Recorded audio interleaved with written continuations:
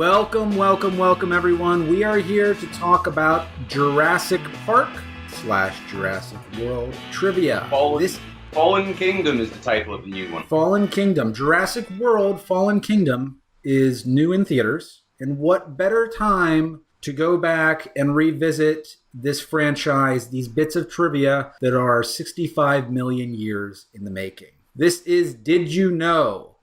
Jurassic Edition. I am Luke Watson. I'm Roddy McInnes. Hello. Thank you for joining. Be sure to like, follow, and share. If you are listening to this as a podcast, thank you very much. Be sure to listen to other editions. If you are not listening to this as a podcast, subscribe to the podcast at podcast.essential.tv or just search for Essential TV wherever you podcast. Crack on. I hear it's awful. It's not out here yet. No, I've seen it. I've seen it already. Fallen Kingdom. I liked it. I enjoyed it. Here's the thing. Jurassic Park is one of the most important franchises to me personally because it was one of the first major movies of this scale. I'm talking like Jurassic Park is up there with Star Wars and with all these other iconic movies. Yeah. And I got to see it in theaters at a young and impressionable age. When it came out, I barely remember. I remember going to the cinema to see it specifically, but I can't remember how old I was, which suggests I was young. It came out in 1993. I was 6. Long story short, Jurassic Park is near and dear to me, and so I'm glad that the franchise is back after some disappointing sequels following the original. Jurassic World is fine. I liked it. I don't think it holds a candle to the original Jurassic Park, but you know what? It's the closest thing we're going to get to a continuation of the Jurassic Park franchise from where I would have preferred it be continued. So I'll take it. I've yet to see a film after the first one that I actually enjoyed. You didn't like Jurassic World? It was fine. It was what it was. Again, it didn't have the sort of gravity or weight that the first one had. But again, that might just be a time thing, might be a generational thing. No, I think that's it. And I don't want to get too much into this. I want to get to the trivia. But my main criticism of Jurassic World, or even Lost World or Jurassic Park 3 versus Jurassic Park, is that Jurassic Park is a horror movie.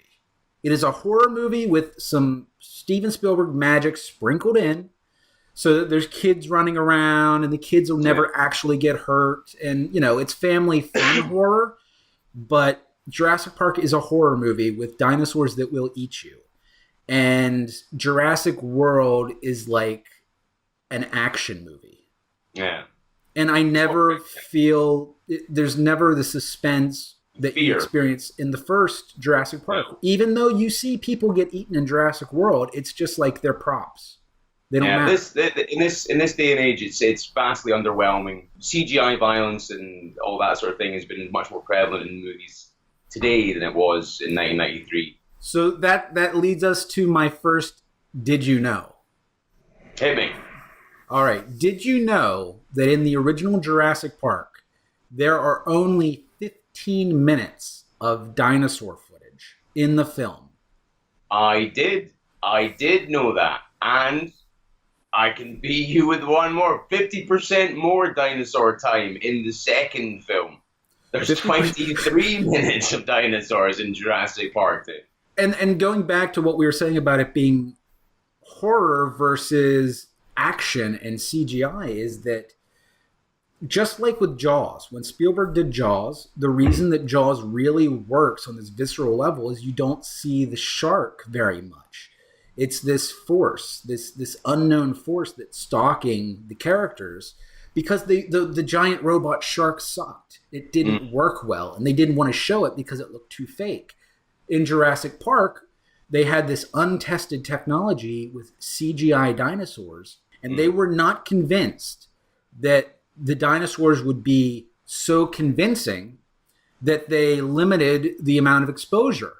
And by limiting the amount that you see of the dinosaurs to just 15 minutes, it makes them it makes them unsettling. It makes them scarier.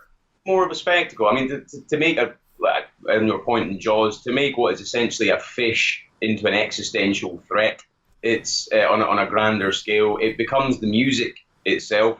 That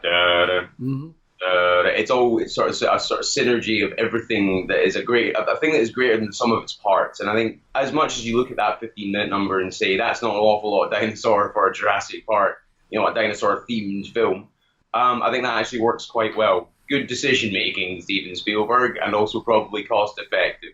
Can I hit you with an interesting thing? Hit me with your best shot. The entire post-production was overseen by Spielberg remotely. He was in Poland at the time. He was filming Schindler's List.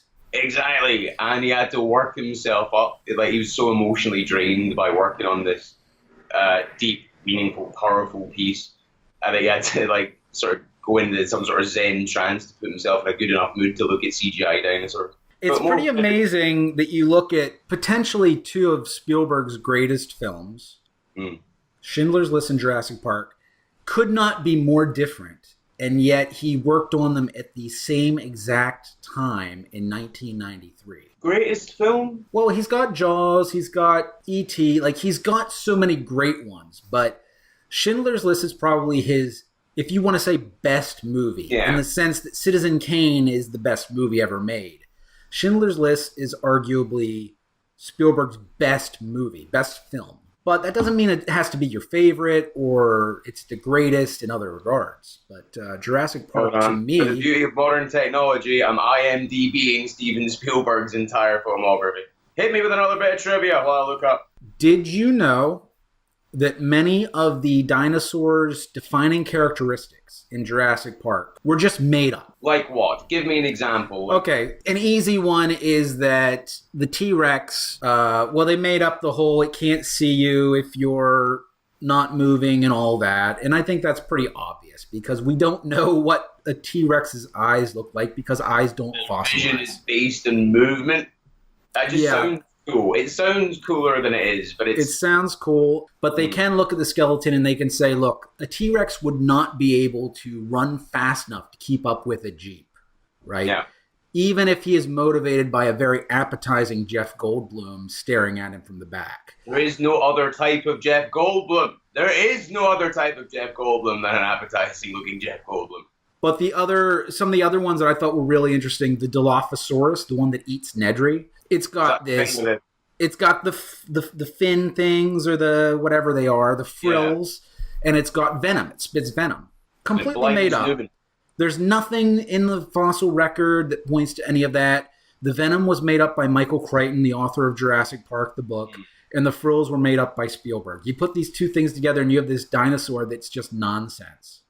I'll hit you with a bit of trivia that's very personal to me. That dinosaur alone, out of every other dinosaur, it kept me awake as a child for 3 days straight. It's pretty scary. This sneaky frilled thing that could blind you. It was absolutely terrifying when I was 6 years old. I didn't sleep. It made me cry. Never going to exist, though. Absolutely never going to exist because as of 2015, 2012, sorry.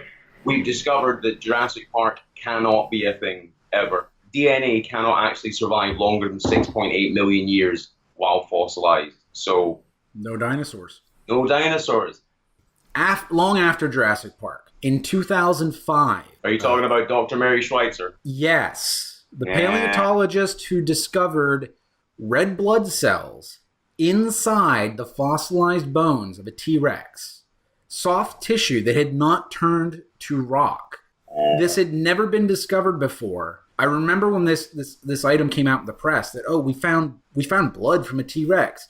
Of course we're all thinking Jurassic Park. Of course we all want to go to Jurassic Park even though we know how it will end. And unfortunately no, the DNA doesn't hold up. But what scientists have said is that the most likely way we would ever have a Jurassic Park scenario is to actually take existing animals, like a chicken, for example, and reverse its genetic code because much of the information to be a dinosaur is still there. And so they have taken chickens in the egg and they have played with the genetics so that they can make it so that the chickens develop teeth, they develop a traditional tail, like a dinosaur-esque tail. So they can flip switches in the code to make them Dinosaur. I can't remember which film it is. It looks to be a dinosaur coming out of an egg, but it pulls back and it's a bird. Howard the Duck? Is either I think it's the third film, the worst of them. We'll get to that. All right. So my last little tidbit on the dinos in science front is that even though we know that many of the dinosaurs and their traits were made up for these movies, when they were making the first Jurassic Park, Steven Spielberg wanted the raptor to be 10 feet tall. But real raptors really were only the size of like dogs. Like they weren't huge. They were pretty small. Even so, they moved ahead and they said, let's just make them scary, make them big, because raptors aren't that scary. I think it was while they were finishing up the movie or right before it was released, there was a new species of raptor discovered. Not a velociraptor. It's called a Utah raptor, because guess where it was discovered? And it was 10 feet tall, roughly. And Stan Winston, who was supervising the effects, said, we made it, then they discovered it. And I like that. I did not know that. Jurassic Park just makes reality, it warps reality around itself. Did you know that Harrison Ford was almost the lead in at least one, possibly two Jurassic movies? I knew he was meant to be in, or he was going to be cast in one, but he dropped. He was also in the second, not the second one, the fourth. He was meant to be in the Chris Pratt one, isn't he? That's what I heard. And I find that a little bit too convenient. So I take this with a grain of salt because I wasn't able to verify this, but it's common knowledge that Harrison Ford was offered the Dr. Grant part in the first Jurassic Park. Common knowledge for anyone who's like up on Jurassic trivia. So just hanging about doing carpentry on it's one of those things where he was Indiana Jones and Steven Spielberg offered him the part, but he turned it down. Other actors considered for the role of Dr. Grant: Richard Dreyfuss, another Steven Spielberg OG. I did not know that. William Hurt and Kurt Russell. Can you see Kurt Russell in Jurassic Park? I've watched the hell out of Kurt Russell being chased by some dinosaurs. I'm thinking if you made Kurt Russell Dr. Grant in Jurassic Park, there would be no room for the Jeff Goldblum character, though. Because I feel like Kurt Russell's too in between the scientist and the rock star. Yeah, and going back to what you're saying about it being horror, he wouldn't. I think he'd be more like sort of pushed toward the action side of it. He would fit. A Kurt Russell would fit much better for the Jurassic World direction than the Jurassic Park direction. But yes, as you mentioned, supposedly Harrison Ford was also considered for Jurassic World, and I guess he decided not to do it. And the word is it might have something to do with the poor reception or poor experience with Indiana Jones and the Kingdom of the Crystal Skull. Is that why? Is it he didn't want to do it because of it? A wise man once said, "Sometimes dead is better." That is straight. Good quote. Well done. Interesting other alternate casting, if I can hit you with some. Take a guess. Who was going to play Richard Attenborough's part? I had heard... Oh, I know this. All right. Sean Connery. Exact dinosaurs. Yeah, that'd be also welcome to Jurassic Park. So we almost had an Indiana Jones and the Last Crusade reunion with Harrison Ford and Sean Connery. And I could see him in the role. He would be great. He would have been. He has the same sort of level of aplomb that Richard Attenborough has. Richard Attenborough has a sort of slightly more benevolent feel to him. Yeah. I can imagine him being the sort of weird eccentric who opens up a park, but only because he doesn't know any better. Mm-hmm. Like, he's got the money and the smarts and the wherewithal and the motive, but he... If Sean Connery were in this role, I think it would be... He would either have to be more heroic, more of, again, like the Kurt Russell, more the action side of things, or he would have to be a darker character where... You know, the Hammond in the movie that we see, the Attenborough version, he means well. Throughout it all, he means well, and he's an idealist. And I feel like a Sean Connery in that role makes it a little bit like, you know, screw it. It's I'm a billionaire. It's my way or the highway, and I want an island full of dinosaurs. A malevolent entity sort of that controls an island. I think is how I want to. It's more of an island of Dr. Moreau with Sean Connery. One good bit of casting for the more recent films that I prefer to what I think was their first choice. Dwayne "The Rock" Johnson was always considered to be the first choice to play Owen in it, and it becomes a The Rock movie. Not to be confused with The Rock with Sean Connery. I have a hard time wrapping my head around a Dwayne Johnson Jurassic anything movie, just because it feels like he will overshadow the dinosaurs. He'd have to start punching dinosaurs. You'd see him like kill a Stegosaurus with a headbutt. He'd be raising his eyebrows at T-Rexes. There'd be a whole litany of stuff. I like his movies, but you go see a movie nowadays and they will show like 4 or 5 trailers. And you are basically guaranteed to have 2 trailers featuring Dwayne Johnson in a row, just by sheer odds of the number of movies he does. And they basically look alike.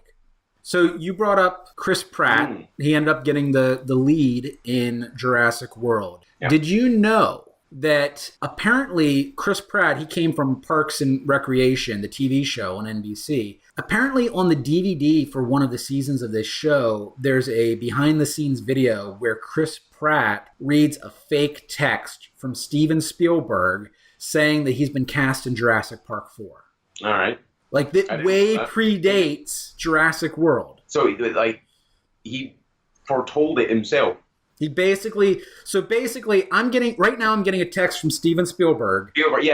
And it says that I'm going to be the lead in the remake of Jaws. And then it happened. I've willed it to happen. What is it about this film that causes like that sort of thing to happen? Things they create and the ideas to come to fruition all of their own volition. Spielberg magic. Really strange. I like that. Good trivia. Well done. Would you like the breakdown of how much it would cost to actually make Jurassic Park? I've been saving my pennies. Let me know how far off I am. $23,432,400,000. Jeff Bezos, are you watching? Does he even have that? He must. He's going. I think Jeff Bezos will be the world's first trillionaire. He's investing in a rocket company because he doesn't know what else to put his money into. I've got so much money, I've just started lighting it on fire to warm my house.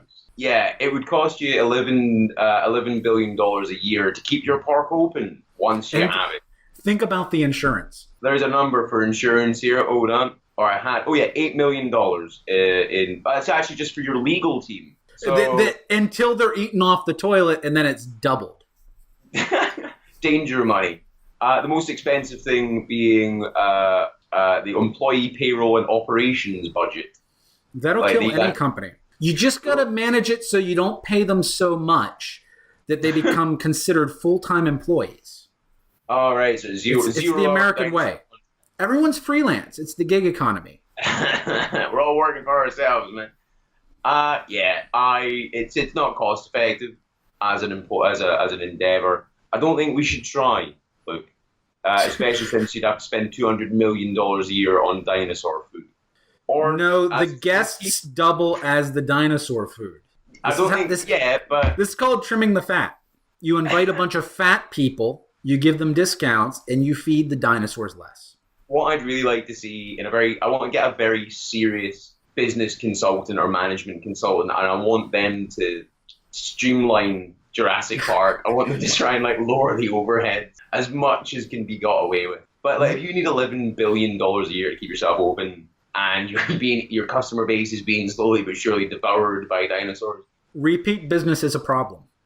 And the fourth one, they say, every so often interest in dinosaurs wanes, and our attendance dips. I, first of all, don't think I'd be able to afford there if it was a real thing.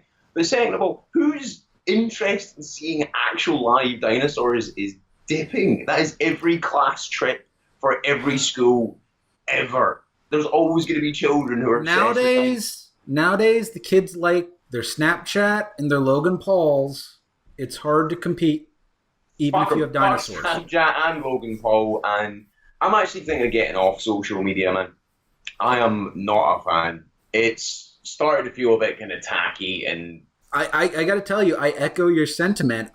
Every time I get that thought, I think, but wait a second, professionally I have to do it. It's such a big part of my professional resume that if I boycotted it even for a year, you're fine. I'm done. I can't get off social media until I retire. Well, that's a sad thought. And speaking of that, be sure to like, follow, and share On all the social media that's slowly destroying the world. Let's go to the next bit of trivia. Because I have an interesting thing on the book versus the film. The point of Wayne Knight stealing the eggs. Oh, this is a sore spot for me. The Barbasol can. Just to set this up so people know what we're talking about, in Jurassic Park, where Dennis Nedry, a.k.a. Newman, is stealing the embryos, he puts them in the Barbasol can, and it's like a really big deal. Like, Steven Spielberg invests a significant amount of screen time on Newman and this Barbasol can and stealing these embryos, and it's like what causes everything to go wrong. And there's that long lingering shot at the end where it falls into the mud and it gets covered because obviously this is very important. Go ahead. Vincent D'Onofrio in the Jurassic World movie is a takeoff of one of the characters in the book that D'Onofrio's plan is to weaponize dinosaurs. Right. Which is dumb unto itself. The even dumber part was in the book, the eggs are stolen in order to create dinosaurs to be used as test subjects. For makeup companies. Yeah, for things that don't like shampoo. Yeah, for no actual cool purpose. The logic being that because they're not born animals and in fact are just created, they're therefore not alive and therefore are not subject to animal rights in any fashion. Which seems like a massive waste of dinosaurs. If ever I heard blow drying a dinosaur, testing out air like antiperspirant on a Stegosaurus. Yeah, is a waste of a Stegosaurus. Because PETA doesn't care about dinosaurs, apparently. No, they've had their time. I want to get back to that Barbasol can, right? As I said, this is a major sore spot for me. When I watched Jurassic Park, the first movie in theaters, and like I said, they drew so much attention to this can and this plot to steal these embryos, and we know that the park at the end of the movie has fallen into, disrepair. It's over. Jurassic Park is over. But there's this can with the embryos that was being smuggled out for a purpose. Someone wants to get their hands on that, and then they have, whatever. That should spark the sequel, right? Yeah. Did you know that it actually was intended by Spielberg to spark a sequel? But when Steven Spielberg read The Lost World, Michael Crichton's follow-up to Jurassic Park, which I think came out after the Jurassic Park movie, he decided not to go in that direction at all. I did not know that. That is a much better plot. It is a much better plot. And so then we get the Jurassic Park, The Lost World movie, which is, my understanding is very different from the Lost World book still, but this one element is where the Jurassic franchise went wrong. Because the logical sequel would have followed up on this thing that we invested in as viewers, that we had, as fans waiting after Jurassic Park for what will they do next, our imaginations were running wild with things related to this can. Because it was obviously important. And then they just threw it away. Yeah, they pulled a Last Jedi. Yeah. The problem with that, though, is that you're kind of locked into whatever Michael Crichton wants to do, especially if he's written a follow-up book. Filming... Yes and no. Michael Crichton was the inspiration, but they didn't... Because they definitely branched off still from the book. Yeah. I think Crichton says it's about 10 to 20% of what is in the Jurassic Park book is in the film, the first one.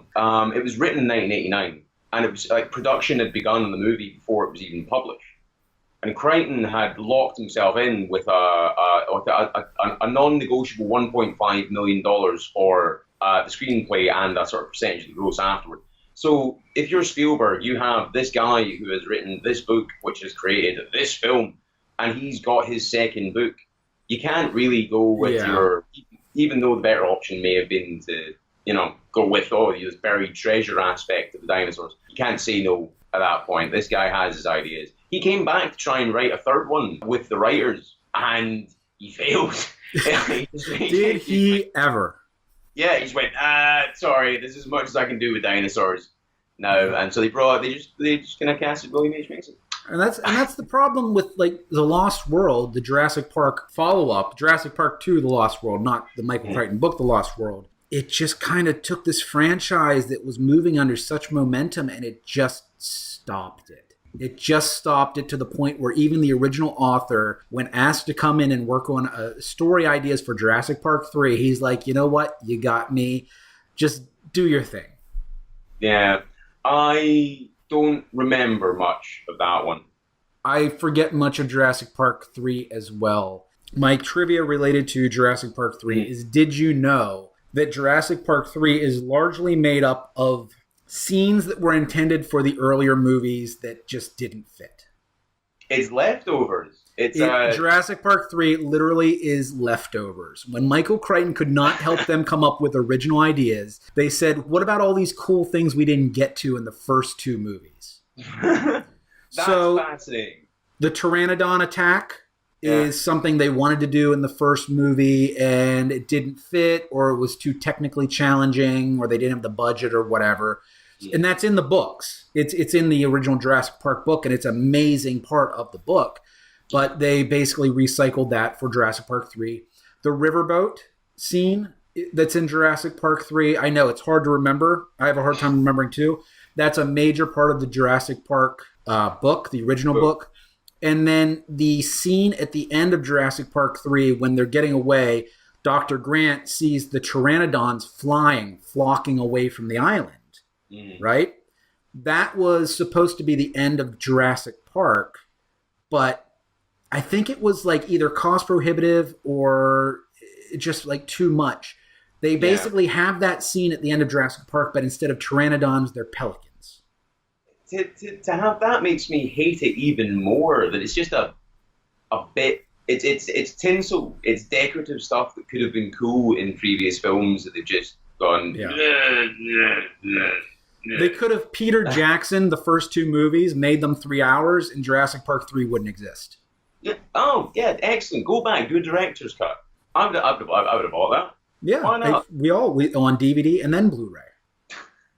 Hit me with some box office trivia. Box office trivia. Did you know that Steven Spielberg narrowly beat James Cameron to the rights to Jurassic Park? Supposedly he won them because he was able to get them a few hours before James Cameron was able to bid. I did not know that. I assume that James Cameron could not bid because he was on the bottom of the ocean at the time. James Where Cameron he lives in his underwater kingdom. Under the sea. Yeah. So James Cameron, who took the sequel to Alien and made it Aliens, made it this incredible action horror movie. He almost had Jurassic Park, and based on what we've seen him do with Aliens, I can kind of picture a James Cameron Jurassic Park in my mind. Yeah, I can. I think it may have been it would have been an excellent film, and maybe not a better film, but I don't think it would have had sequels to the extent that Spielberg is a franchise creator. Despite the fact he rarely does sequels. No, he doesn't direct them, but he sparks the franchise. Yeah, he passes them off to folk like Colin Trevorrow. But no, I would have enjoyed it. I like James Cameron's work. Was he a better choice for it? No, absolutely not. Stick with Spielberg. Apparently, upon seeing Spielberg's Jurassic Park, James Cameron said that Spielberg was actually the better choice, and that it wouldn't have been fair to children if James Cameron had made it his way, because kids relate to dinosaurs, kids love dinosaurs. James Cameron would have made, if Steven Spielberg's Jurassic Park is a horror movie, it's a little safer for families because it's Steven Spielberg. A James Cameron Jurassic Park movie would not have been a horror movie for kids. No, it would have been absolutely terrifying. It would have been pant-shittingly like. And think about this. This is like, instead of working on Jurassic Park, he went on to do Terminator 2 in 1991. So like, this is like prime Cameron. Like, it's easy to say, okay, the Avatar movies are like whatever. Avatar movies are more Spielberg-y than anything James Cameron was doing back then. No, I agree, and he's better served having lived the timeline that he did. Yeah, except Steven Spielberg actually, he ended up making the largest sum of money that any individual has ever made from a film. I did from know that. Jurassic Park. Know that. $250 million. Yeah, and the box office deserved. records. Deserved as well. Well, 250 million for what's that paying for? That's paying for approximately 1 year of dinosaur food. Oh, would you put it in Or perspective like that? or 20 years of legal team. This is a kind of a side thing. When the rights for Jurassic Park came up, and Spielberg discovered the project and decided he must have it, he was in early pre-production on another movie that he essentially dropped. He said, okay, sorry, I can't do this. I'm going full on after Jurassic Park. Did you know that the movie that Steven Spielberg dropped to work on Jurassic Park is ER, which he later came back around to help develop into the TV show in 1994? ER? ER was almost a movie that Steven Spielberg was in early pre-production that he dropped to work on Jurassic Park. Good. That's yeah, my wife would be heartbroken. That's like ER is her favorite TV show ever. It's been on the air for like 65 million years, ER, yes, basically. It's been around since God was a boy. But if Spielberg had done it as a movie, it probably just would have been like one and done. Yeah, it would have been a sad loss to that. We wouldn't have the careers of George Clooney as it is now. He may have been in the movie. Although maybe, it's funny, he might not have been a big enough star. No. At the time.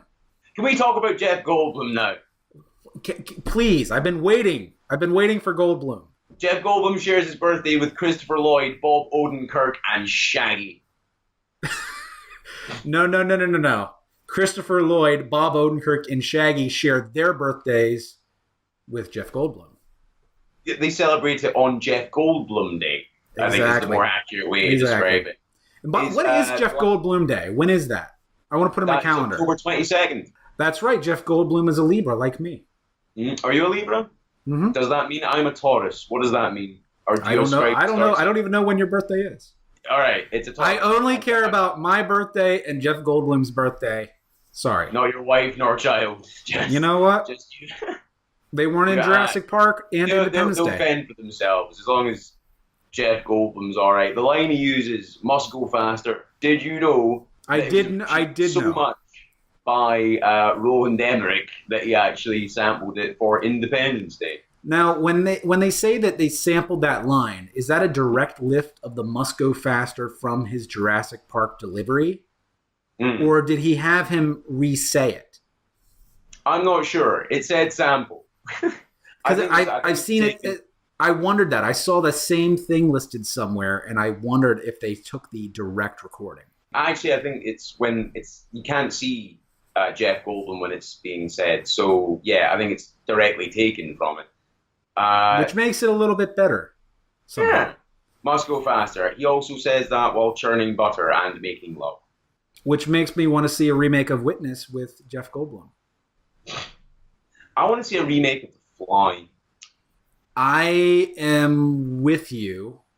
I think Goldblum could even come back and play The Fly in a remake of The Fly because he's so fly. Yeah, he can do anything. He's a Superman. He's an Ubermensch. He's a god amongst mortals. Can you think of any movies besides The Fly where Jeff Goldblum's character dies? Besides The Fly, I think that The Fly might be the only movie where Jeff Goldblum dies. No, hold on. Except for his horrific death in Earth Girls Are Easy. What's the werewolf movie with Jack Nicholson? I'm pretty sure he dies in that. Is that The Howling? That's not The Howling. What is it? No, what's it called? That's the other one. It's not American Werewolf. It's not American Werewolf. It's not American Werewolf. There's only so many werewolf movies, and we've named everyone that's not the one. Oh, it's called Wolf. Oh. I may have got this wrong. I don't think Jeff Goldblum's in Wolf. Only in your imagination. Only in my imagination. Fuck. Oh, that's because I'm confusing him with James Spader. I have to say, James Spader, I don't want to even say he's like the bargain basement Jeff Goldblum, because James Spader deserves better than that, but if you had to substitute Jeff Goldblum for anyone, he's the guy. He's the guy. It's James Spader. I don't know what happened to James Spader. Age happened to James Spader, and I'm being true. We can't all age like Goldblum. like a fine Oh, wine. that's really strange because I have this image now in my head that's a false memory. I have a false memory of Jack Nicholson pissing on Jeff Goldblum's shoes when it's in fact James Spader's shoes. That's going to trouble me for the rest of the day. Mm-hmm. And actually, Putin has a tape of that. Okay. Right. That's a solid joke to end on there, look. Jurassic World Fallen Kingdom. I will leave you with this, as I know you have not seen it, but I have, because we've swapped sides of the Atlantic, and I'm over here getting it a little early. To me, Jurassic World Fallen Kingdom is the closest thing that we will ever get to the sequel Jurassic Park should have had. Does that make sense? Yeah, the air that was deserved as opposed to what was. To me, Jurassic World Fallen Kingdom is more a horror movie, and it starts to touch on a lot of the concepts that were logically set up for a sequel by Jurassic Park, which makes perfect sense since Jurassic World is kind of like a soft reboot, soft remake of Jurassic Park. I'm still not going to enjoy it, probably. You say you enjoy it, I'll give it a chance. I liked it. I will say that I liked Jurassic World Fallen Kingdom probably a little better than I liked Jurassic World. Kids movie? I took my 5-year-old. Was she perturbed by it? I've desensitized my child to Jurassic Park style violence and horror so that she was ready for Jurassic World Fallen Kingdom. Jurassic Park compared to the sort of thing, like I saw Jurassic Park when I was 6 and I was completely terrified by it. Maybe that's my lack of imagination, or maybe that's, as you said, a sort of a lack of desensitization. Do you feel that your child and her generation are desensitized to horror, to fear? They do like YouTube, and you will find unspeakable horrors on YouTube. All right, fair I enough. try to keep YouTube out of my child's hands, but this is the age we live in. It's hard. You can only do so much. And you have to sleep sometime. Yeah, do we go Amish? I'm not considering it because I like electricity and stuff. I like buttons too much. Buttons are a plus. All right. This has been entertaining, man. I look forward to doing another one of these as soon as possible. Everybody, thanks for watching. This was our Did You Know Jurassic Edition, featuring trivia 65 million years in the making. Be sure to follow my associate here, Roddy, at... Not on social media, just on the street. If you see me, just start following me. You can come back to my house, we'll have a cup of tea. He's going to be the Amish guy with buttons. Yup. And follow at Essential_TV on Twitter and Essential TV on Facebook. And go to podcast.essential.tv if you would like to subscribe, because we will be doing another one of these soon. All right. Thanks, everyone. Be cool. Bye.